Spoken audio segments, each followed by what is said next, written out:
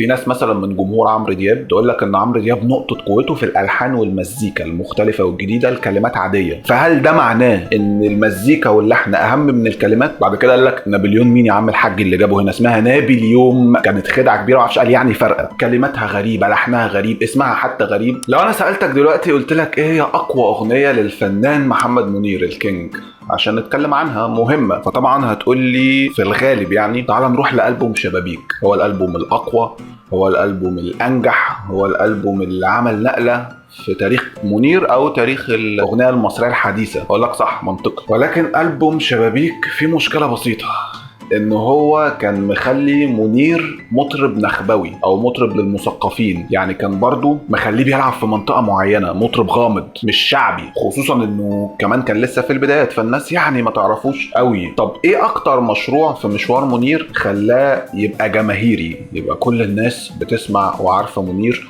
وممكن يبقى شعبي كمان؟ التعاون بتاعه مع الاستاذ نصر محروس. الاستاذ نصر محروس دي لعبته قوي جدا في الحته دي، انه عارف الناس عايزه ايه فبيعمل لهم الخلطه اللي تكسر الدنيا. حلو، ايه انجح اغنيه في تجربه منير مع نصر محروس؟ في عشق البنات. وهي اغنيه قويه جدا، فعادي اقدر اقول ان الاغنيه دي اقوى اغنيه لمنير. لو انت مش شايفها الاقوى، على الاقل هتبقى شايفها من اقوى الاغاني، من انجح الاغاني ان ما كانتش الانجح. فتعالوا نتعرف على قصتها، لانها اغنيه غريبه جدا، كلماتها غريبه، لحنها غريب، اسمها حتى غريب. في عشق البنات، مش بنت ولا بنتين، البنات بشكل عام، ده خطر جدا. انت عايز ايه؟ انت مين؟ فاكرين لما كنا بنقول في عشق البنات انا فقت نابليون بالنون؟ كنا عارفينها كده وحافظينها كده. بعد كده قال لك نابليون مين يا عم الحاج اللي جابه هنا؟ اسمها نابليوم بالميم. والموضوع ده ساعتها قلب الدنيا وكانت خدعه كبيره، معرفش قال يعني فرقت في ايه يعني؟ انت كده كده مش فاهم. نابليون احلى اصلا، وعلى فكره منطقيه، لان نابليون كان له قصه برضه مع البنت اللي بيحبها. يعني ما تتحمقوش قوي كده، المعنيين ينفعوا. طب غلطه مين دي؟ ان الكلمات مش واضحه. يشيلها منير المغني ولا يشيلها مهندس الصوت؟ انا شايف الاثنين يشيلوها. خلصوني. شجر الموز طرح، كنا احنا بنقول شجر المسترح بالسين، مش موز. طب انتوا محتارين في معنى الكلام، طب ما نسال اللي كتب الاغنيه. ايه الفكره العبقريه اللي ما جاتش في دماغ حد دي ولا هتيجي؟ لان مش معروف مين اللي كتبها. مكتوب على الاغنيه الكلمات تراث. في ناس بقى تقول لك دي كلمات من النوبه، في ناس تقول لك لا ده من السودان عشان فيها حاكم الخرطوم. ولا انت متاكد من معاني الكلمات، ولا انت عندك مصدر يشرح وياكد. طب ده كلام؟ دي شغلانه ايه دي؟ فرغم ان الكلام مش مفهوم قوي، ولكنها اغنيه تحفه بنحبها جدا. فهل ده معناه ان المزيكا واللحن اهم من الكلمات؟ نخبط بقى سؤال خطر. هقول لكم وجهه نظري في الموضوع ده، بس عايز اتكلم الاول عن اللحن بسرعه. لحنها غريب، هو برضو تراث مش معروف مين اللي لحنها. بتبدا بموال، موال يعني غنى حر. جالك لي بريدك يا ولد عمي، والمزيكا ترد.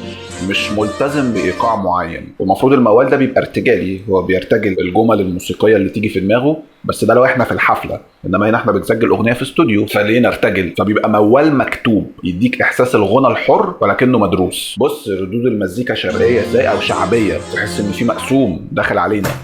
ده مقسوم قوي، تحسه ناشف. انا كنت حاسس. بعد كده الكورال بيخش يغني اللحن من مقام العجم. ده مقام غربي على فكره. سنه حلوه يا جميل، نعناع الجنينه المسقي في حيضانه. فالمقام الغربي بالمزيكا والكلام والغنى تحوله لي شرقي، ده شعبي مش شرقي. دي من اهم النقط في الاغنيه اللي مميزه ستايلها. بيعجبني قوي الخدعه اللي في الاخر لما بيلحم كوبلين في بعض كده، اللي هي تانية واتنين تلات أربع خمس تانيات. أنت عارف إن دي قفلة الكوبليه، خلاص حفظت الطريقة. منتظر نعناع الجنينة الكورال، فتلاقي لحم مرة واحدة دخل على طول. يا عقد دهب 33 طارة، دخل على الجزء اللي بعده. خلعتني. بس ده مش غريب، ده معروف جدا في اغاني كتير، ان انت تيجي في الاخر تلعب لعبه كده معايا تغير لي روتين الاغنيه. اخر حاجه عايز اقولها، موضوع ان اغنيه تنجح وانت مش فاهم الكلام. ناس كتير بتقول ان اللحن والمزيكا اهم من الكلمات، وناس تانية تقول لك لا ده الكلام ده هو اللي بيفهمني انت بتقول ايه. في ناس مثلا من جمهور عمرو دياب بتقول ان عمرو الهضبه طبعا، تقول لك ان عمرو دياب نقطه قوته في الالحان والمزيكا المختلفه والجديده، الكلمات عاديه. من جمهوره بيقولوا كده. حتى في ظاهره جديده اصلا، فكره ان انت تكتب كلام على اللحن. الملحن يعمل لحن يديه للشاعر، فالشاعر يكتب عليه كلام، فالشاعر طبعا بيبقى مزنوق في القالب اللحني، فبالتالي بيطلع الكلام مش بقوه اللحن، هو الكلام بس بيقضي غرض ان هو يخليها لك اغنيه، ومع ذلك الاغنيه تنجح وتكسر الدنيا ويبقى ده منهج.